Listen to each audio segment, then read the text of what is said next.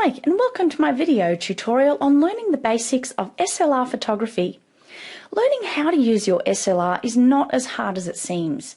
Think of the camera that is a box that just lets light in. On that box is a series of controls. These controls allow you to let a lot or a little bit of light in. The amount of light coming in will determine how you take your photo. So let's start with the automatic setting. The automatic setting enables the camera to make the decisions for you. This allows you to just concentrate on taking the photo instead of worrying about the settings. The automatic setting is easy, however, it's not ideal. The basics of digital SLR photography are very easy to learn when you understand how the camera controls light. Camera controls light in two main ways: aperture and shutter speed. Your aperture is the opening in which you let your light in. Your shutter speed is how you control the speed at which the light is coming in. You need both of these functions to be able to control the light. In order to understand this a little bit more, think of the camera as a human eye. Your aperture is the iris that opens and closes. Your shutter speed is like the eyelid. Your aperture is also known as f-stop. F-stop is a number that tells you how much the iris is open. If the aperture is open quite wide, we say that's a big aperture. A big aperture is a small number. So for example, f2.8 is quite a wide aperture. It means it's open very large. It's similar to how the iris behaves in dim light. The iris will open more to let light in so that we can see in the dark. Your camera operates in the same way. Aperture not only controls how wide the iris is, but it has an important role to play in depth of field. Depth of field simply means what part of the photo is in focus. If every single thing in the photo is in focus, then we call that a long depth of field or a large depth of field. If there's only a small part of the photo that's in focus, then we call this a short depth of field.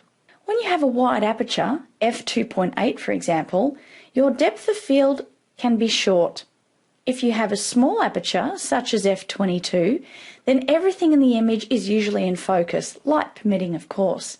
And I'll teach you this in another tutorial. Shutter speed is closely linked to time. Shutter speed is measured in fractions of a second, seconds, and then minutes. Some cameras have a setting called bulb. This means that the shutter stays open for as long as you keep it open. You can attach a special cable to the camera and press it once, and the shutter will open. It will close only when you press the button again. This means you can have the shutter open for half an hour if you want. Let's take, for example, the night sky. There's not much light that the human eye can detect. In this case, we may want to leave the shutter open for 10 seconds or longer. On the other hand, if we want to take a photo of something that is fast moving and freeze the action, then we need to have a very fast shutter speed. This is where we get into fractions of a second. I have a Canon 5D Mark II, and the shutter can go up to 8,000th of a second. This is super fast. I use the shutter speed when I want to create the effect of water being suspended in mid-air, for example. The best setting to use is manual. When you use the manual setting, you have the most control over your camera. You can set the shutter speed and aperture simultaneously.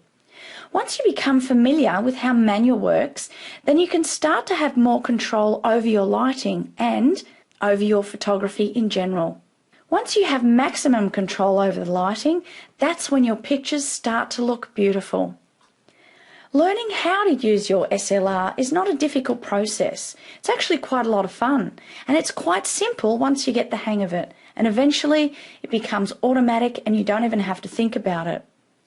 The basics of digital SLR photography simply depend on your camera's ability to read light. This of course means that you have to read light too.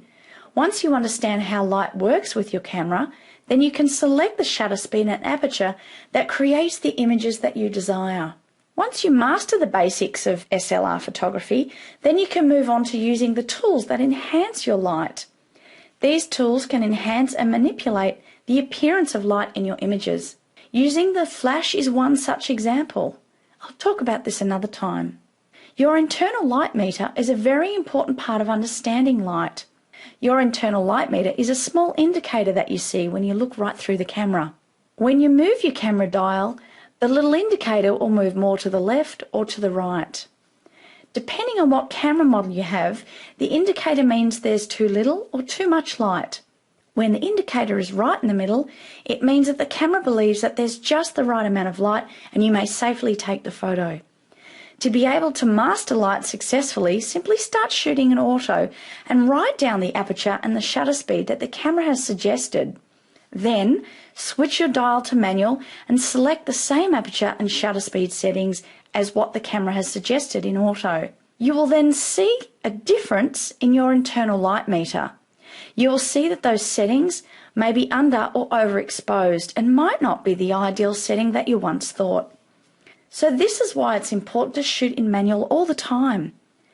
Learning how to use your SLR takes a little bit of practice, but it's not difficult.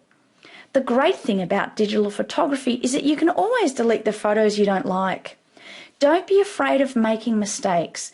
Mistakes are catalysts for learning. Once you learn how your camera interprets light, then you'll be free to become the photographer you've always imagined. So thanks for joining me today. It's been great to have you. Happy shooting, and I'll see you next time. Bye for now.